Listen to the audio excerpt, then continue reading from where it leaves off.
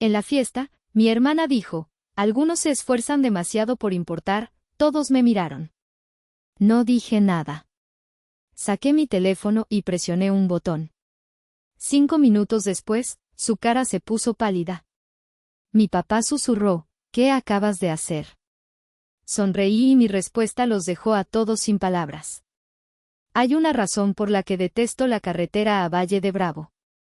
No es el paisaje, que es objetivamente hermoso, con los pinos trepando por las montañas y el aire volviéndose más limpio y frío a medida que dejas atrás el smog casi palpable de la Ciudad de México. No son las curvas ni el tráfico ocasional de fin de semana. Es la anticipación. Es el viaje de 2 horas y media que se siente como una lenta e inexorable cuenta regresiva hacia una migraña. Una migraña emocional, de esas que ninguna aspirina puede curar. Mi Tesla se deslizaba en un silencio casi absoluto por la autopista, un contraste marcado con el estruendo de los camiones que adelantaba. El piloto automático hacía la mayor parte del trabajo, dejándome libre para perderme en mis pensamientos, lo cual no siempre es bueno.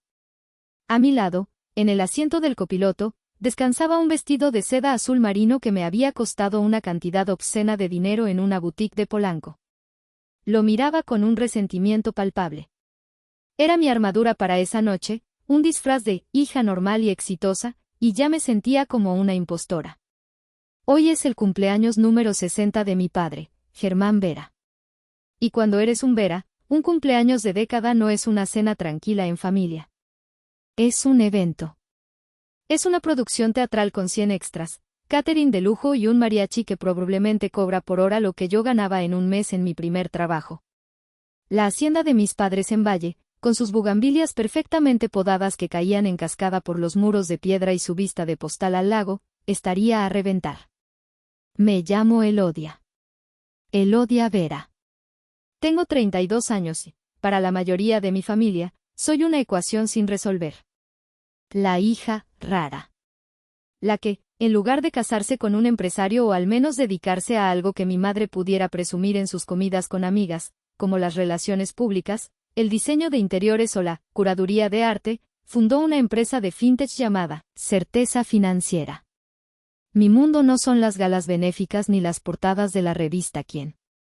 Mi mundo son los algoritmos de aprendizaje profundo, las arquitecturas de datos escalables y la belleza matemática de una inteligencia artificial bien entrenada. Mi trabajo, en términos simples, es crear sistemas que huelen el fraude financiero a kilómetros de distancia, antes de que suceda. Y soy muy, muy buena en ello. Mi empresa no solo es rentable, le está cambiando las reglas del juego. Apreté el volante, desactivando el piloto automático por un momento solo para sentir el control. Esta vez, me había prometido a mí misma, sería diferente. Esta vez, no llegaba con las manos vacías. No llegaba solo con mi presencia silenciosa y mis respuestas monosilábicas. Esta vez, tenía noticias. Noticias de verdad. No solo el vago, me va bien, gracias, sino noticias tangibles, del tipo que incluso mi padre, un abogado corporativo retirado obsesionado con el prestigio, tendría que respetar. Acababa de cerrar un contrato que me había quitado el sueño durante 6 meses. Un contrato multimillonario con el Banco Santander. No solo para sus operaciones en México. Global. Mi plataforma de análisis de riesgo, Veritas, se iba a integrar en su sistema central a nivel mundial. Era el tipo de logro que te pone en el mapa, el tipo de validación que trasciende las cenas familiares incómodas. Una pequeña y estúpida chispa de esperanza se encendió en mi pecho, un sentimiento que había aprendido a reprimir. Esa era la verdadera y vergonzosa razón por la que estaba haciendo este viaje, soportando el tráfico infernal de Santa Fe solo para meterme voluntariamente en la boca del lobo. Me imaginé la escena. Mi padre, quizás después del pastel, me llevaría a un lado. ¿Y bien, mi hija? ¿Cómo va todo en realidad? Y yo, con calma, le explicaría la magnitud del acuerdo con Santander. Me imaginé su ceño fruncido de concentración, sus asentimientos lentos mientras procesaba la información. Y luego, quizás, una sonrisa. No una sonrisa social, sino una genuina. Una mano en mi hombro. Y las palabras mágicas, estoy orgulloso de ti, Lodia. La esperanza es algo peligroso en mi familia. Es como llevar un filete Kobe a una jauría de lobos hambrientos. Siempre terminas con las manos vacías y oliendo a sangre. Las imponentes puertas de hierro forjado de la hacienda, el recuerdo, se abrieron, reconociendo mi auto. El recuerdo. Qué nombre tan irónico para un lugar donde yo solo intentaba olvidar. La música de un mariachi discreto, probablemente el mejor de la región, flotaba en el aire. Los autos estacionados formaban una colección deslumbrante, un Porsche 911 color grafito, varios Mercedes G-Wagon, un Range Rover blanco impecable con placas personalizadas. Y luego mi Tesla, el único eléctrico, silencioso y, en cierto modo, fuera de lugar. Como yo. Me detuve en un espacio alejado. Apagué el motor, aunque no había motor que apagar. Me quedé sentada en el silencio de la cabina durante un minuto entero. Me puse el estúpido vestido de seda, que se sentía frío y ajeno contra mi piel. Me calcé los tacones de aguja, diseñados por un hombre que claramente odiaba a las mujeres.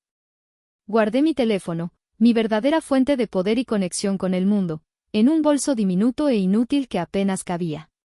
Me miré en el espejo retrovisor. La misma cara de siempre, el mismo cabello castaño recogido en un moño apretado que me daba un aire de severidad. Sin glamour, sin chispa, como diría mi madre. Sin la belleza fácil y radiante de mi hermana.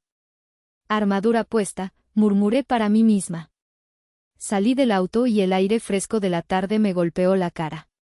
Caminé sobre la grava crujiente, el sonido de mis tacones torpes contra el rugido confiado de la fiesta. Caminé hacia el ruido, hacia la luz, hacia mi familia. El jardín trasero de la hacienda era una escena sacada de una revista de sociales. 100 personas, quizás más, vestidas con variaciones de lino blanco, beige y azul pálido, se movían con una elegancia estudiada sobre el césped perfectamente cortado. Al fondo, el lago de Valle de Bravo brillaba bajo el sol poniente, un lienzo de naranjas y púrpuras. Los meseros, con uniformes impecables, circulaban ofreciendo copas de champaña y canapés que parecían pequeñas obras de arte. Mi padre, Germán, era el centro de un grupo de hombres de su edad, todos con guayaberas de lino fino y relojes caros, probablemente hablando de política o de sus últimos resultados en el golf. Se veía distinguido, con su cabello plateado y su bronceado perpetuo. Mi madre, Palmira, era la reina de la fiesta. Flotaba entre los grupos de invitados, su risa era como el repique de campanitas, asegurándose de que todo el mundo tuviera una bebida y se sintiera admirado. Era una ex reina de belleza y se notaba, tras sus 58 años, seguía moviéndose como si una cámara invisible la siguiera a todas partes, consciente de cada ángulo, de cada gesto.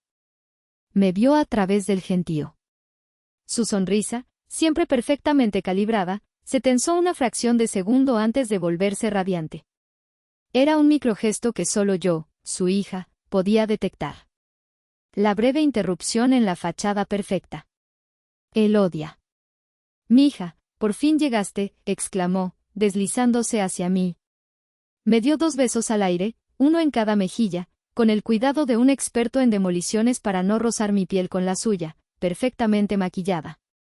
«Ay, qué arreglada vienes. Te ves muy formal».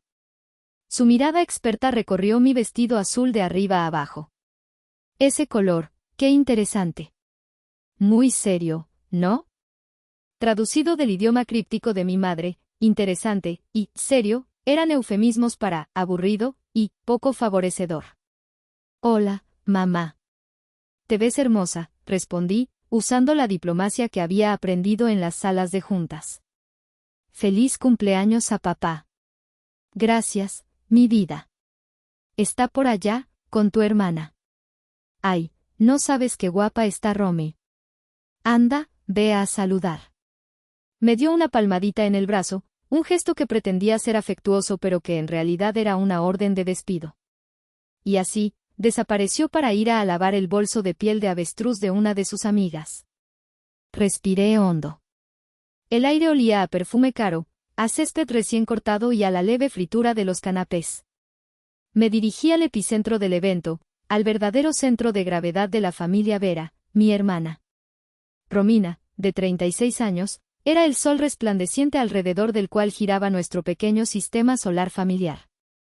Casada con Darío, un desarrollador inmobiliario tan llamativo como exitoso, Romina había convertido su vida en una marca.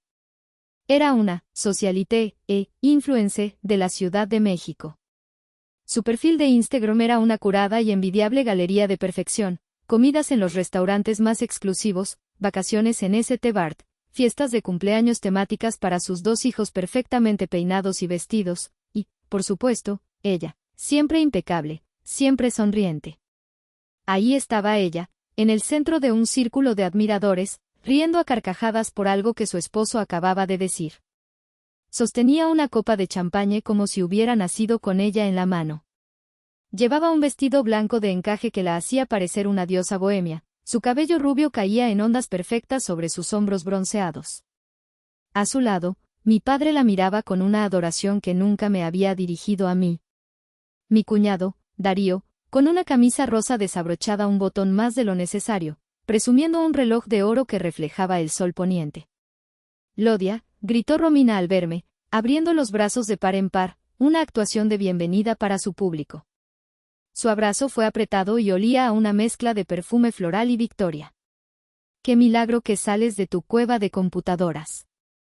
Pensé que te habías fusionado permanentemente con tu escritorio. Hola, Romy. Felicidades a papá, dije, separándome. Te ves increíble.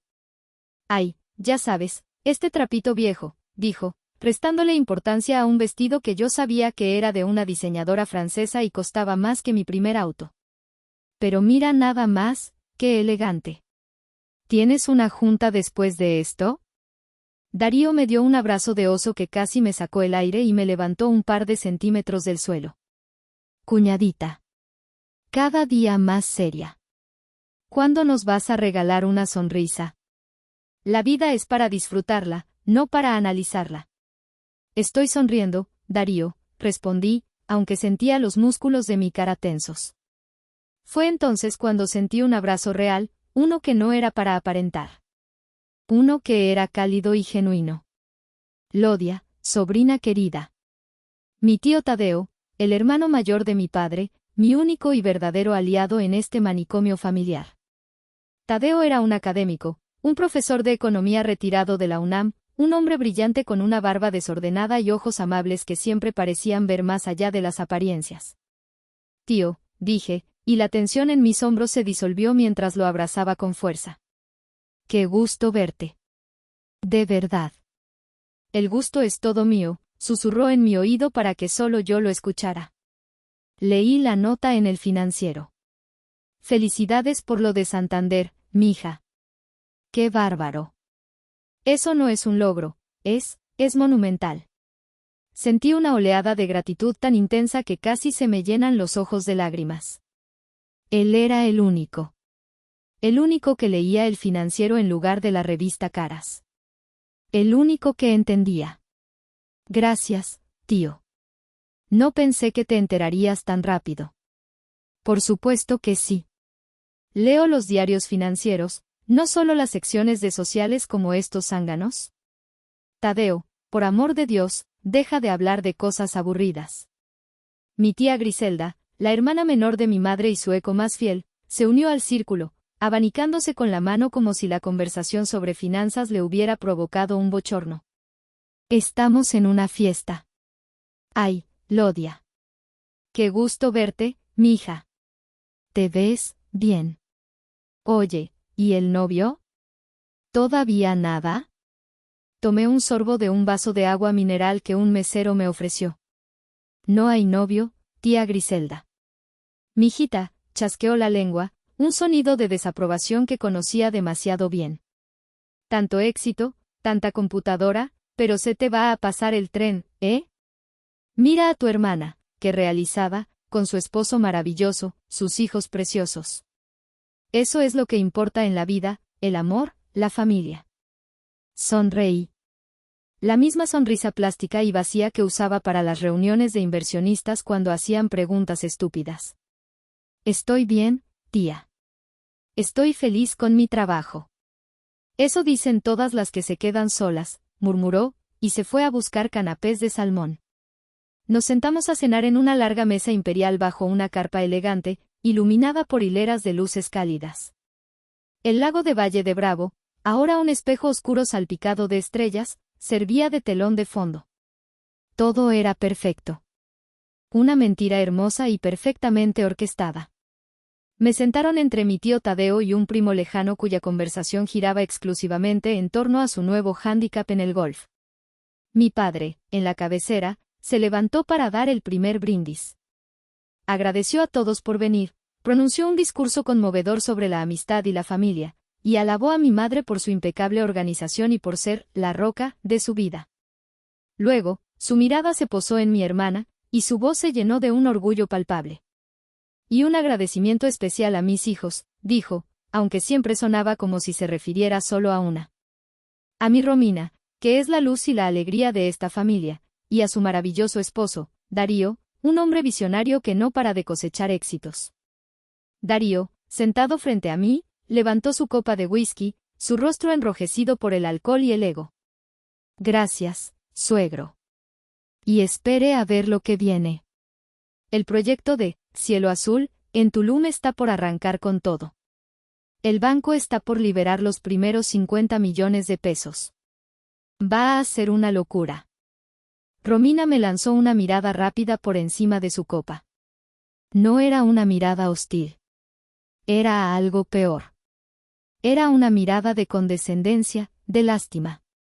La mirada que le das a un pariente pobre al que le permites sentarse en la mesa de los adultos. Esa mirada. Fue como una llave que abrió una puerta en mi memoria. De repente, ya no estaba en la hacienda. Tenía 22 años. Estábamos en la fiesta de graduación de Romina. Se había graduado, con calificaciones mediocres, de Relaciones Públicas en la Universidad Anáhuac.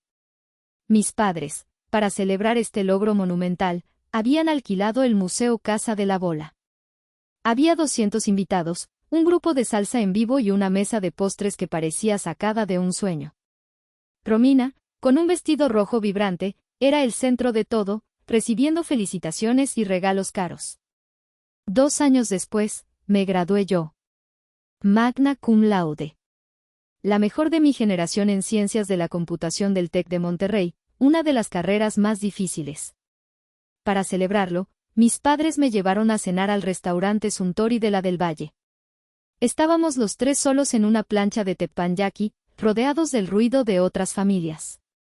Mi padre, visiblemente incómodo, levantó su tarro de sake. Bueno, Elodia, felicidades. Un gran logro, sin duda. Intentó sonreír, pero el esfuerzo no le llegó a los ojos. Mi madre, Palmira, ni siquiera lo intentó. Estaba más ocupada escaneando el restaurante. Germán, mira. En esa mesa está Lucero. Ay, no me voltees a ver, actúa natural. Pasó el resto de la cena tratando de conseguir una foto, casual, con la cantante para subirla a su Facebook. Yo me comí mi arroz frito en silencio, el calor de la plancha en mi cara. Mi diploma, el papel que representaba miles de horas de estudio, noches sin dormir y un esfuerzo mental que ellos no podían ni empezar a concebir, de repente se sintió como eso, solo un pedazo de papel sin valor. Volví al presente de golpe. El mesero estaba sirviendo una crema de nuez de la India con aceite de trufa. El aroma era exquisito. Mi madre tomó la palabra, su voz llena de emoción. Y hablando de éxitos, mi Romy. No saben la última. La acaban de invitar a formar parte del comité organizador de la gala benéfica de la fundación de la esposa del jefe de gobierno. Van a salir en la portada de la revista ¿Quién? ¿Se imaginan? El aplauso fue generalizado. La gente en la mesa asentía, impresionada. ¿Una portada en quién? Eso era algo que entendían. Era un éxito tangible, visible, envidiable. El sonido de las palmas me llevó a otro recuerdo. Uno más oscuro, más amargo. Navidad, hace 5 años. Mi segunda startup, un intento de crear una plataforma de pago segura para pequeños comercios, acababa de quebrar. Había invertido hasta el último centavo, había trabajado hasta el agotamiento, y había fracasado.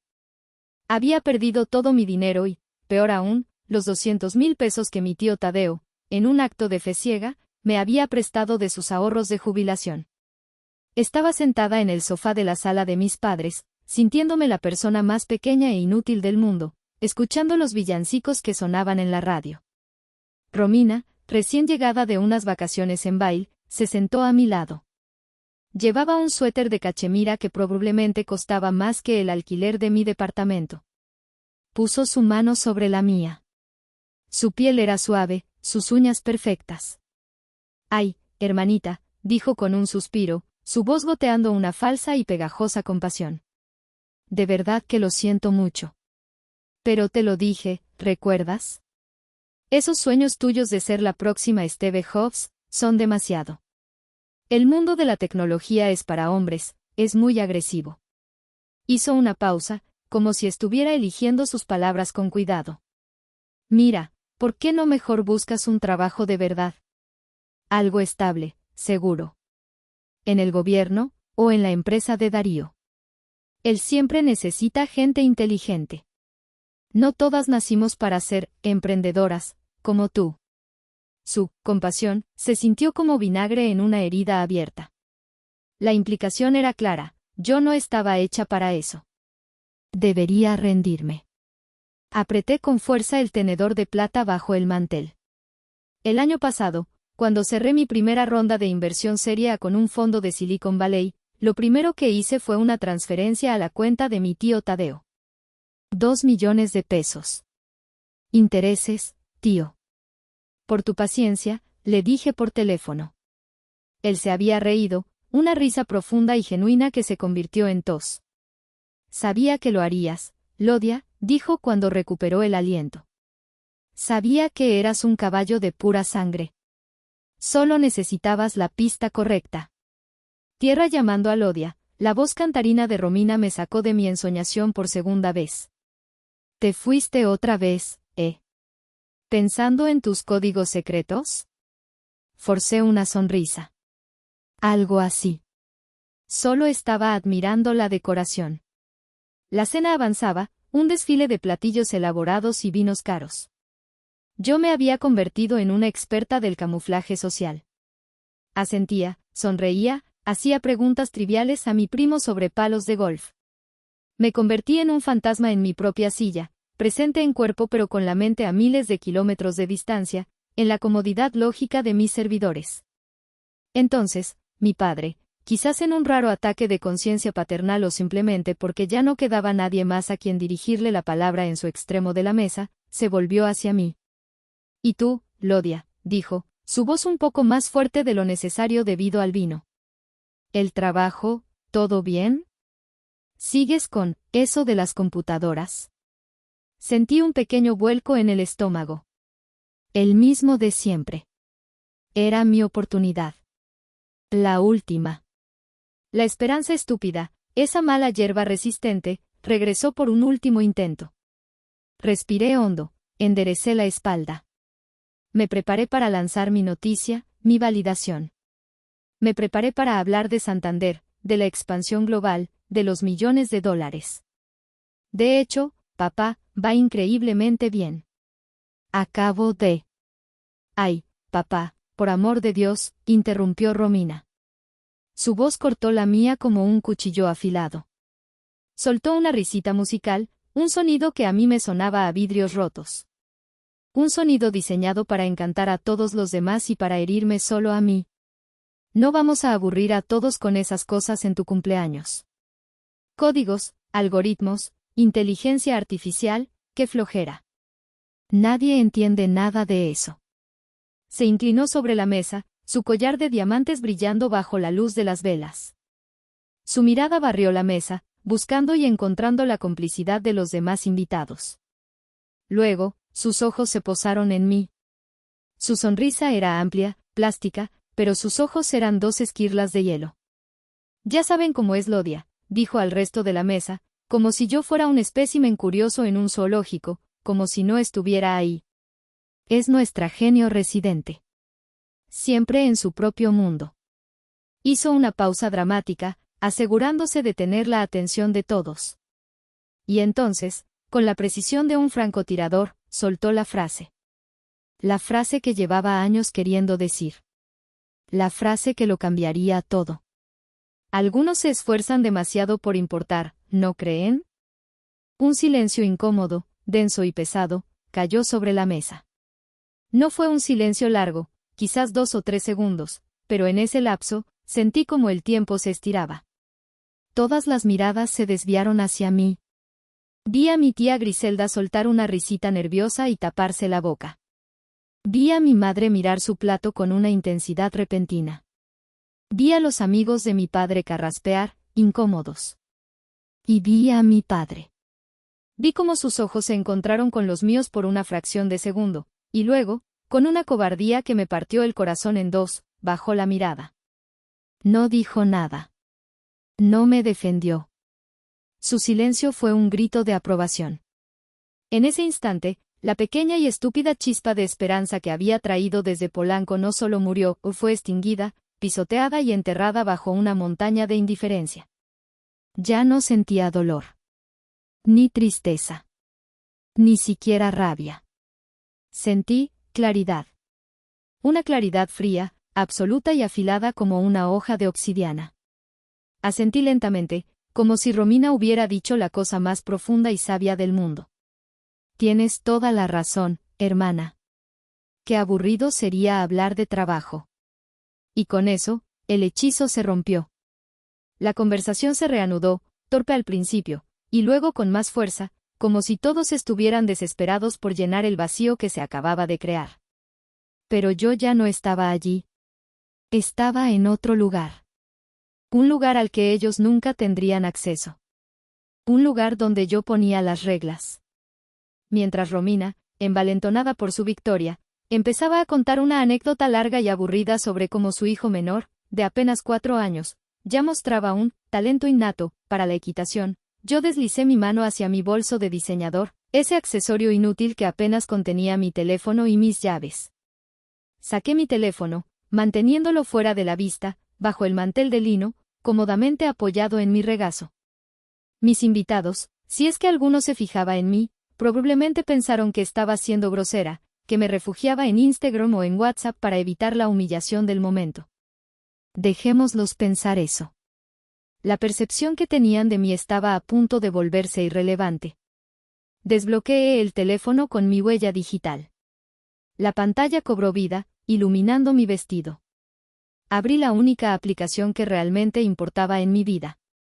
El icono era un simple escudo negro sobre un fondo blanco. Veritas. Mi creación. Mi orgullo.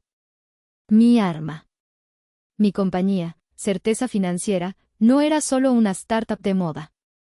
Era la proveedora silenciosa de los sistemas de análisis de riesgo para 3 de los 5 bancos más grandes de México, incluyendo, por supuesto, a BBVA. Veritas no hackeaba nada. No necesitaba hacerlo. Era mucho más elegante. Los bancos le daban acceso total, a través de APIs seguras, a sus solicitudes de crédito en tiempo real. Mi IA no leía los resúmenes y leía los datos crudos. Analizaba miles de puntos de datos por segundo, flujos de efectivo, declaraciones de impuestos, historial crediticio, activos declarados, conexiones corporativas ocultas, para detectar patrones, anomalías, las pequeñas mentiras y las grandes omisiones que los analistas humanos, con el mejor de los esfuerzos, pasaban por alto. En la barra de búsqueda del portal de administración, un privilegio que solo yo y 2 de mis ingenieros de más confianza teníamos, tecleé el nombre de la empresa de mi cuñado, el nombre que él había pronunciado con tanto orgullo hacía unos minutos, Inversiones Cielo Azul, SADCB. No tuve que presionar, analizar. No tuve que esperar.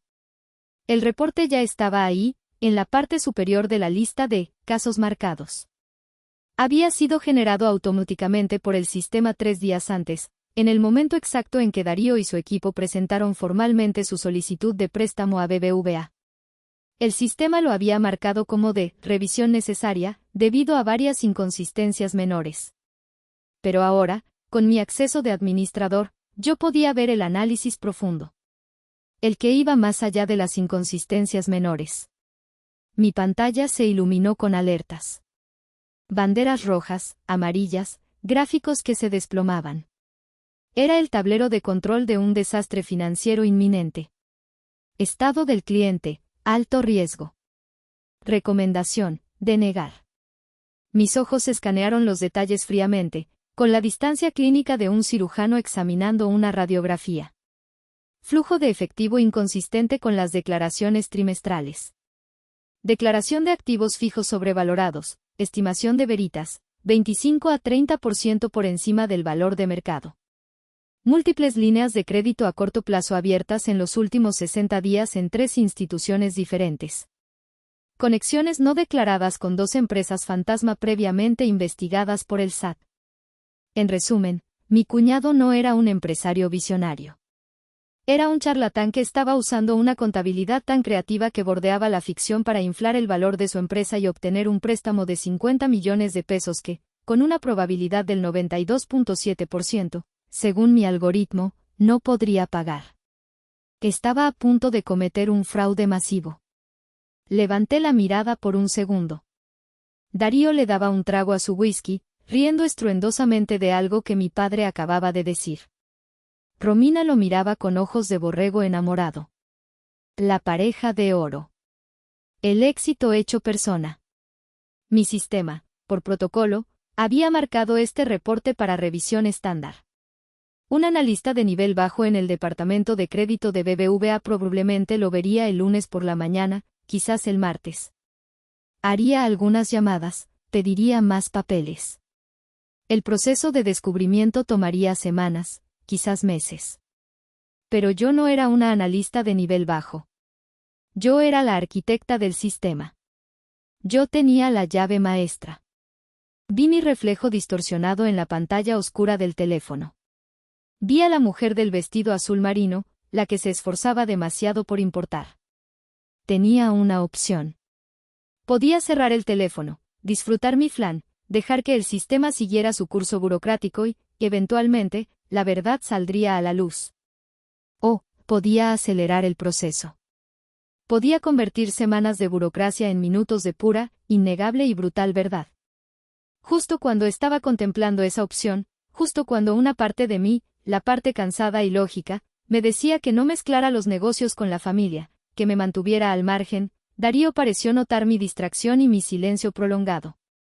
Él, envalentonado por el alcohol, la adulación de mi padre y el éxito de la humillación pública de su cuñada, decidió que no había sido suficiente. Decidió que necesitaba dar una estocada final.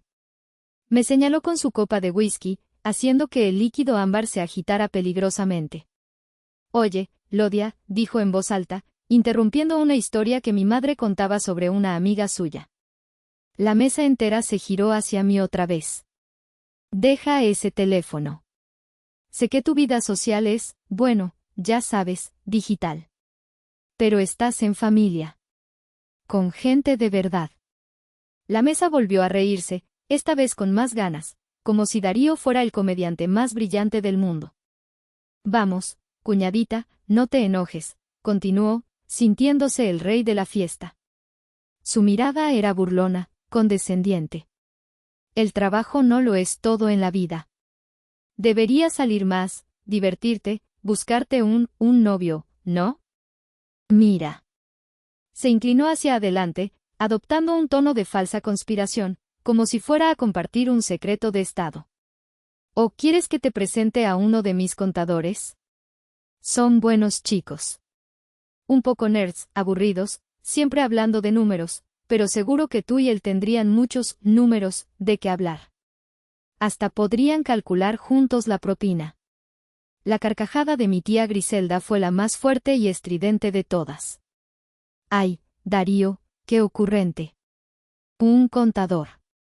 Perfecto para ella. Mi madre sonrió, una sonrisa de aprobación, cómplice de la burla. Y mi padre, el hombre cuyo respeto yo había venido a buscar esa noche, el abogado que supuestamente valoraba la inteligencia y la integridad, mi padre desvió la mirada y se sirvió más vino, un gesto de evasión tan claro como una confesión. Su silencio fue ensordecedor. Fue el permiso final. La luz verde. La absolución de cualquier culpa que pudiera sentir después. No fue la burda broma de Darío lo que me empujó al límite. Fue el silencio de mi padre. Al no decir nada, al no defenderme, al permitir que esa humillación sucediera en su propia fiesta de cumpleaños, había elegido un bando. Había elegido el circo de apariencias de Romina y Darío por encima de la dignidad de su otra hija.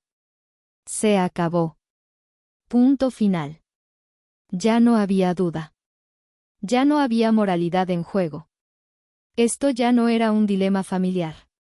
Esto ya no se trataba de mí, de mis sentimientos heridos, de mi necesidad de aprobación. Esto se había convertido en control de calidad. En una cuestión de principios. Mi jueguito de números aburrido estaba a punto de hacer una auditoría en vivo y en directo. Mi mirada se cruzó por encima de la mesa con la de mi tío Tadeo. Él no sonreía. Me miraba con una tristeza infinita en sus ojos. Él lo veía todo. Él entendía. Asentí levemente, un gesto casi imperceptible, solo para él. Él no me devolvió el gesto, pero vi un destello de comprensión en su mirada. Bajé la vista a mi teléfono por última vez. La decisión estaba tomada. Mi pulgar se cernía sobre la pantalla, un pequeño dios a punto de desatar un rayo digital. En el reporte detallado de Veritas sobre inversiones cielo azul, al final de todas las gráficas descendentes y las banderas rojas parpadeantes, había una serie de opciones de administrador. La mayoría eran diagnósticos técnicos, herramientas para depurar el sistema. Pero había un botón. Un botón virtual, de un color rojo intenso, que yo misma había diseñado para situaciones de crisis extrema.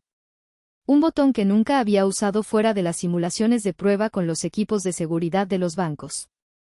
La etiqueta era simple, casi burocrática, pero su poder era inmenso: escalar a revisión ejecutiva P1. Permítanme explicar con precisión lo que hace ese botón. La bandera roja normal, la que el sistema ya había asignado, significaba que el analista de crédito de nivel más bajo en la jerarquía de BBVA recibiría el caso el lunes por la mañana. Lo abriría, vería las advertencias, y probablemente lo pondría en una pila de casos para revisar con más calma. Podría tomar días, incluso semanas, antes de que alguien con autoridad real viera la magnitud del problema. La burocracia es lenta. Presionar, escalar a P1, sin embargo, era como saltarse toda la cadena de mando. Era como jalar la alarma de incendios del edificio entero y, al mismo tiempo, enviar un mensaje de texto directo al jefe de bomberos. Al presionarlo, el sistema no solo marcaría el archivo. El sistema, en cuestión de nanosegundos, compilaría un resumen ejecutivo del análisis de fraude, destacando los puntos más críticos. Adjuntaría los 3 documentos más incriminatorios que había encontrado en los servidores del banco: un estado de cuenta bancaria manipulado, un contrato de arrendamiento falsificado y la prueba de la sobrevaloración de un terreno en Tulum. Y enviaría ese paquete completo, en ese mismo instante, a través de un canal encriptado de máxima seguridad, directamente al teléfono personal y a la terminal ejecutiva de una sola persona en todo el banco. Señor Aurelio Morales. El director nacional de crédito corporativo de BBVA. El mero, como había dicho Darío con tanta arrogancia. El hombre cuya firma final aprobaba o denegaba cualquier préstamo superior a los 10 millones de pesos. Era un sábado por la noche. Las 8:32, para ser exactos. Pero yo conocía a Morales, y nos habíamos reunido 4 veces durante la implementación de Veritas. Era un hombre de la vieja escuela, meticuloso hasta la obsesión, y yo sabía, con una certeza del 100%, que no ignoraría una alerta P1 firmada digitalmente por Veritas, el sistema en el que había depositado su confianza, y una cantidad considerable del presupuesto del banco. Una parte de mí, la programadora lógica y profesional, vaciló por un instante. Esto no es una broma, Elodia. Esto es una herramienta profesional. Estás a punto de usarla para un asunto personal. Las consecuencias son reales. Podrías arruinar carreras. Levanté la vista. Mi hermana Romina estaba ahora susurrándole algo al oído a Darío, y ambos me miraron y soltaron una risita disimulada. Romina, con una crueldad exquisita, articuló sin hacer ruido, solo para que yo la viera, pobrecita. Pobrecita. Se acabó la vacilación. Mi pulgar, firme y decidido, presionó el botón rojo. La pantalla cambió. Un cuadro de diálogo apareció, la última barrera de seguridad entre la precaución y la acción. Advertencia. Esta acción es irreversible y notificará inmediatamente al nivel ejecutivo. Confirmar escalamiento P1 para el cliente, Inversiones Cielo Azul, SADCB. Mi corazón latía con fuerza, un tambor sordo en mis oídos, pero mi mano no temblaba. Presioné, confirmar. La pantalla parpadeó una vez. Un pequeño mensaje verde apareció en la parte inferior, alerta P1 enviada exitosamente a Morales. Bloqueé el teléfono y lo deslicé de nuevo en mi bolso. Todo el proceso, desde la última burla de Darío hasta la confirmación final, había tomado menos de 30 segundos. Levanté la mirada. El mesero, ajeno a la bomba de tiempo que acababa de activarse, estaba sirviendo el postre. Yo quiero el flan napolitano, por favor, dije, y mi voz sonó tan calmada y normal que hasta yo me sorprendí. Me volví hacia mi cuñado, que todavía sonreía por su propio chiste. Le ofrecí la primera sonrisa genuina de toda la noche. Gracias por la oferta, Darío, le dije. Pero, honestamente, creo que tus contadores van a estar muy ocupados esta semana. Quizás necesiten un buen abogado también. Él me miró confundido, sin entender la referencia. Como quieras, cuñadita. Allá tú y tus amarguras. Te lo pierdes. No, respondí en voz baja, casi para mí misma. Tú te lo pierdes. Comencé a comer mi flan. Estaba delicioso. La textura era perfecta, suave y cremosa, con la cantidad justa de caramelo oscuro y ligeramente amargo que contrastaba con el dulce de la vainilla. Me concentré en cada cucharada, en la sensación fría del postre en mi lengua. Era un ejercicio de mindfulness, una forma de anclarme en el presente mientras el futuro se precipitaba hacia nosotros como un tren de carga. El tiempo pareció ralentizarse, estirándose como un caramelo caliente. Escuchaba cada sonido con una claridad sobrenatural. El tintineo de las cucharas de plata contra la loza de porcelana. La risa estridente de mi tía Griselda en la otra punta de la mesa, contando alguna anécdota sin gracia. La música del mariachi, que ahora, con una ironía casi poética, tocaba El Rey. Yo sé bien que estoy afuera, cantaba el vocalista, su voz potente llenando la noche. Irónico. Siempre me había sentido afuera, incluso sentada en el corazón de mi propia familia. Contaba los segundos en mi cabeza, sincronizándolos con los latidos de mi corazón. 1, 2, 3. Le di otro bocado al flan. Romina estaba mostrándole a mi madre fotos en su teléfono, probablemente de su último viaje a la playa en un hotel boutique carísimo. Su risa era despreocupada. Darío, ahora el centro de atención de su lado de la mesa, seguía pontificando sobre cómo Tulum era el futuro de la inversión inmobiliaria en México y cómo él, gracias a su visión, iba a ser el rey de ese nuevo imperio. 1 minuto. 60 segundos desde que presioné confirmar. El señor Morales, calculé, estaría probablemente en la biblioteca de su casa en Bosques de las Lomas, quizás leyendo un libro o viendo las noticias. Su teléfono ejecutivo, el que yo sabía que nunca apagaba, vibraría con una notificación especial, un tono y una vibración que yo misma había ayudado a programar. Vería la alerta en su pantalla bloqueada. Alerta de fraude P1, Veritas. Frunciría el ceño. 2 minutos. Abriría el reporte encriptado. Su rostro serio se volvería sombrío. No le tomaría más de 60 segundos entender la gravedad del asunto. Vería los activos inflados, las deudas ocultas, las conexiones con las empresas fantasma. Vería que, Inversiones Cielo Azul, no era una apuesta segura, era un hoyo negro financiero diseñado para tragar dinero. 3 minutos. El señor Morales no era un hombre impulsivo. Era un banquero con 40 años de experiencia. Pero tampoco era un tonto. Sabía que una alerta P1 de Veritas significaba que la estafa no era una posibilidad lejana, era un hecho documentado y comprobado por una IA en la que él había invertido millones. Y 50 millones de pesos no era cambio para el chicle. 4 minutos. Buscaría el número de Darío en sus contactos. Lo pensaría un segundo. ¿Esperar al lunes? No. El reporte decía, alto riesgo de fuga de capitales. Actuaría ahora. La prudencia se lo exigiría. 4 minutos y 30 segundos. Mi padre, notando mi extraña calma, se inclinó hacia mí. ¿Estás bien, Lodia? Estás muy callada. ¿Te molestó lo que dijo tu hermana? Estoy perfecta, papá, respondí, mirándolo a los ojos. Solo estoy disfrutando el momento. Es una noche memorable, ¿no crees? 5 minutos. El tiempo se había cumplido. Y entonces, como una señal del destino, el sonido que había estado esperando rompió la armonía de la fiesta. Sonó. No fue mi teléfono. Fue el de Darío. El tono de llamada era una canción de reggaetón horrible y estridente que desentonaba violentamente con la elegancia de la velada. Darío miró la pantalla, y su sonrisa arrogante se desvaneció, reemplazada por una expresión de genuina confusión. Qué raro, dijo en voz alta, mostrando la pantalla a Romina. Es Morales. El mero mero de BBVA.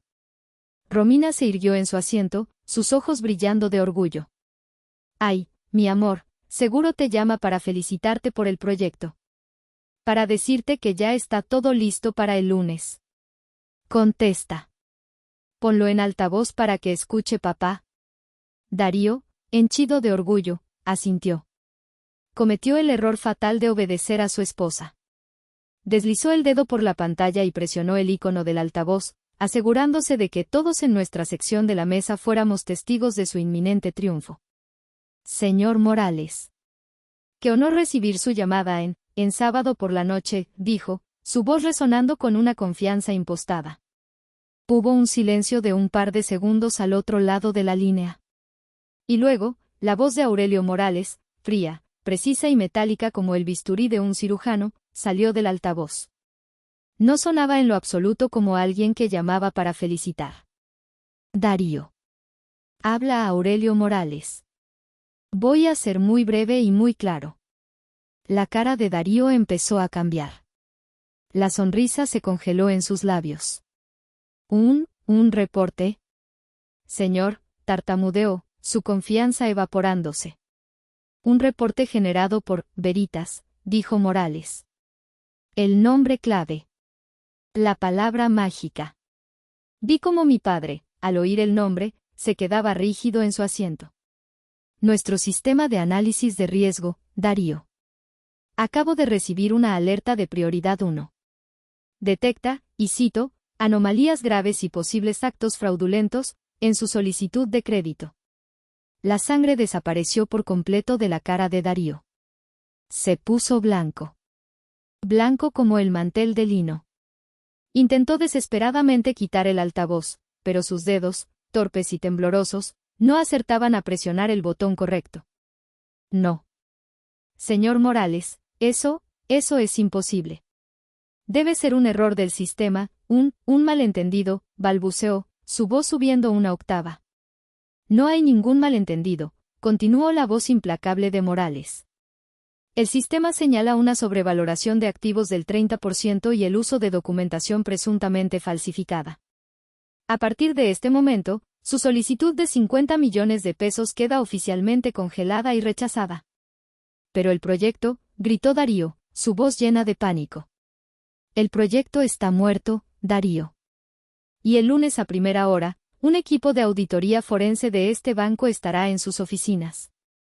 Le sugiero, como un favor personal, que tenga a su abogado presente. Van a necesitarlo. Buenas noches. La llamada se cortó. El pitido final sonó como un disparo en el silencio absoluto que había caído sobre la mesa.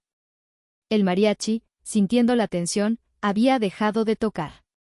Se podía oír a los grillos en la distancia y el latido de mi propio corazón en mis oídos. Romina se había tapado la boca con la mano, sus ojos abiertos con una expresión de horror e incredulidad. Mi madre parecía haber visto un fantasma.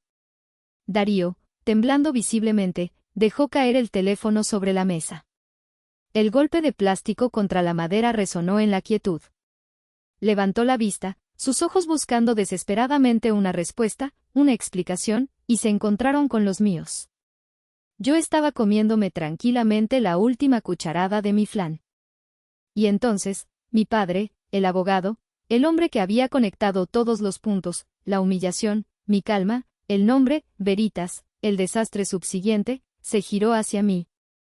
Su voz ya no fue un susurro.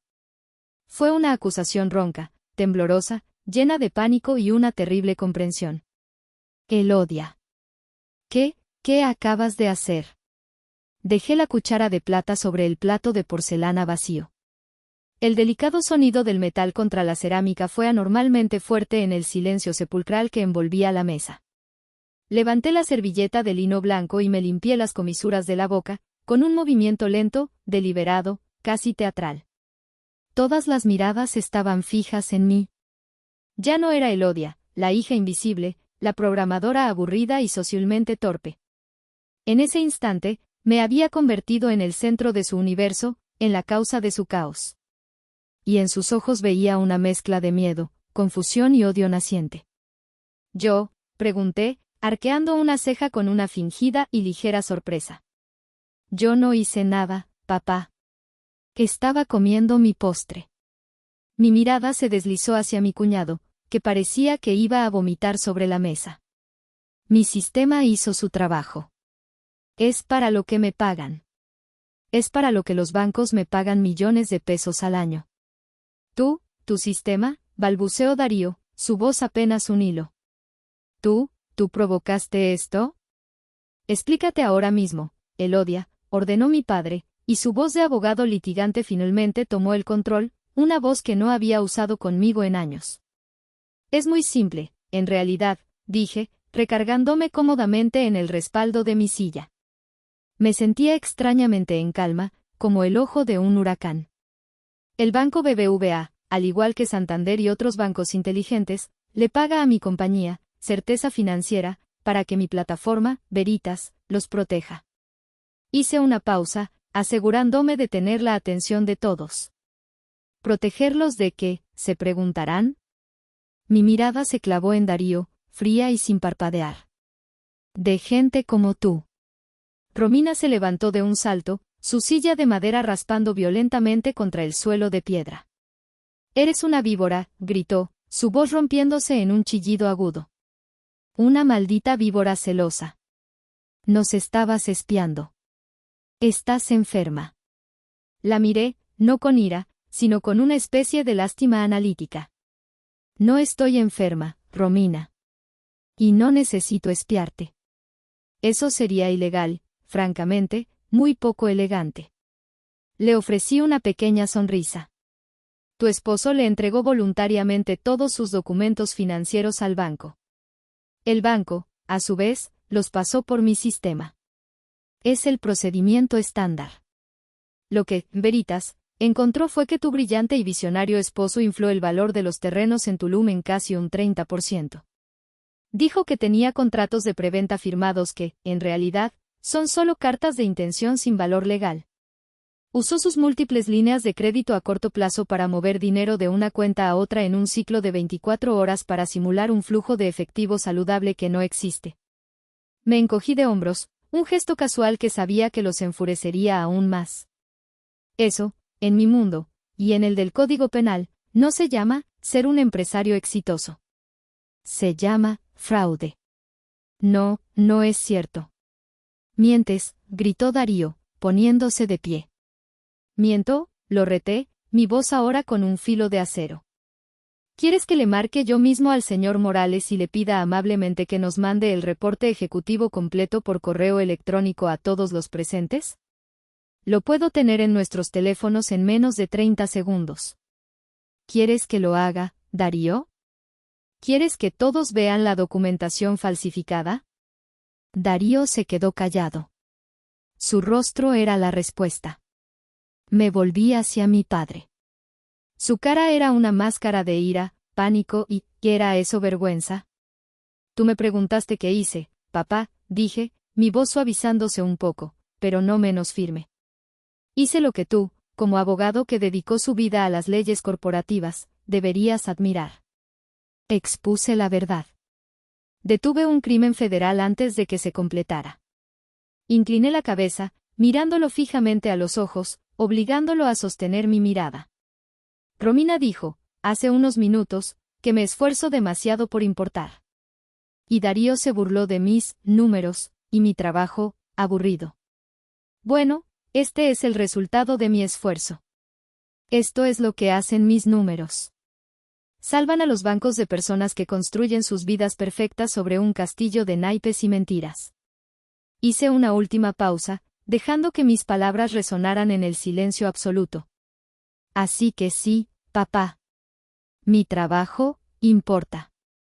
Nadie dijo una sola palabra. Mi tía Griselda estaba pálida como un fantasma. Mi madre se había sentado de golpe, con la mano en el pecho, como si le faltara el aire. Y mi padre, por primera vez en toda mi vida, me miraba como si nunca me hubiera visto antes.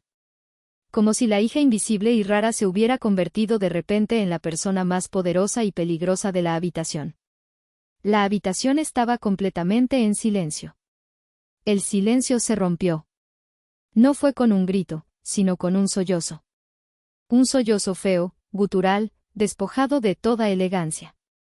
Romina se derrumbó sobre la mesa, su peinado perfecto deshaciéndose mientras lloraba, no con las lágrimas dignas de una heroína de telenovela, sino con el pánico crudo y animal de alguien que ve su mundo entero desmoronarse en tiempo real. Nos arruinaste, gimió, golpeando la mesa con el puño cerrado. El sonido sordo de su puño contra la madera fina fue brutal. Nos vas a destruir. Darío puede ir a la cárcel. ¿Sabes lo que eso significa, Elodia? Lo perderemos todo. La casa, las escuelas carísimas de los niños, las camionetas, todo. Su voz se convirtió en un lamento agudo. Mi vida, arruinaste mi vida.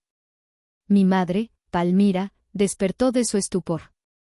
Como una leona defendiendo a su cachorro favorito, corrió hacia Romina, rodeándola con sus brazos. Ya, mi vida, mi reina, tranquila. Luego, levantó la mirada hacia mí, y sus ojos, que nunca me habían mirado con nada más que una educada indiferencia, ahora ardían con un odio puro, incandescente. ¿Estás contenta, Elodia?, siseó, su voz temblando de furia. ¿Esto es lo que querías? ¿Ver a tu hermana destruida? Eres un monstruo. Un monstruo sin corazón. Después de todo lo que te hemos dado, así nos pagas.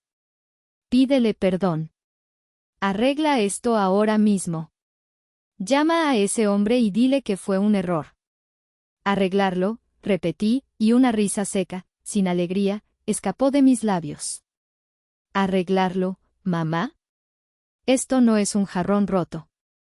Es un reporte de fraude federal. No hay un botón de deshacer.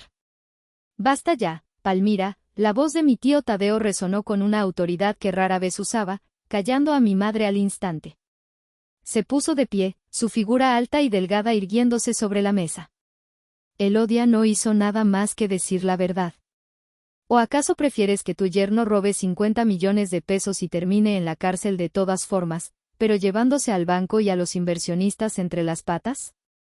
Lo que Elodia hizo fue correcto y valiente. No me importa si es correcto, gritó mi madre, fuera de sí. Es su hermana. La familia es primero. La integridad es primero, replicó mi tío.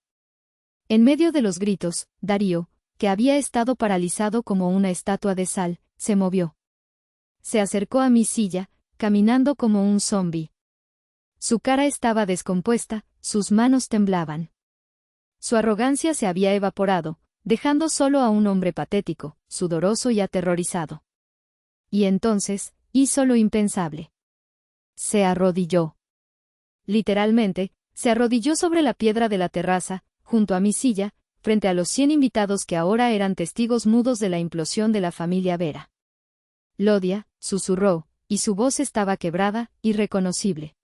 Elodia, cuñadita, por favor. Por favor, sé que tú puedes hacer algo. Tú controlas ese sistema. Un botón, presionaste un botón. Por favor, presiona otro. Deshazlo. Te lo suplico. Agarró mi mano. Su piel estaba húmeda y fría como la de un pez muerto. Sentí una oleada de repulsión. Haré lo que sea. Te daré parte del proyecto. El 50%. Te daré dinero. Lo que quieras. 1.000.000 de pesos ahora mismo. Pero no dejes que esto pase. Romina, mis hijos, no me pueden ver en la cárcel, por favor. Aparté mi mano de la suya, no con ira, sino con una especie de repulsión tranquila y distante. Lo miré arrodillado. Al hombre que media hora antes se había burlado de mí por estar sola y ser una nerd. Al hombre cuya vida de lujos estaba construida sobre mentiras. Ya es demasiado tarde para eso, Darío, dije en voz baja, pero mi voz se escuchó claramente en el silencio. No puedo deshacerlo. Es un reporte oficial. Ya está en el sistema. A estas horas, el señor Morales ya debe estar en una conferencia telefónica con el equipo legal del banco. Levanté la vista de su rostro descompuesto y miré a mi familia. A mi hermana llorando desconsoladamente. A mi madre mirándome con un odio que nunca olvidaría. Y a mi padre estaba congelado. Una estatua de culpa y cobardía, incapaz de moverse, incapaz de hablar. Me puse de pie. La fiesta, para todos los efectos, había terminado. Los invitados, atrapados en una situación insoportablemente incómoda, miraban sus platos, sus teléfonos, cualquier cosa para no tener que mirar el drama. Algunos, los más valientes, ya empezaban a levantarse discretamente, murmurando excusas a los anfitriones fantasmales. No puedo deshacerlo, Darío, repetí con una finalidad que no dejaba lugar a dudas. Pero te daré un consejo. El único que puedo darte. Saqué mi teléfono una última vez. El aparato que todos en la mesa ahora miraban como si fuera un arma cargada. Abrí mi lista de contactos, busqué un nombre y le mostré la pantalla a Darío, que seguía en el suelo. Se llama Javier Aguado. Es el mejor abogado penal en asuntos financieros de todo México. Es obscenamente caro, pero es el mejor.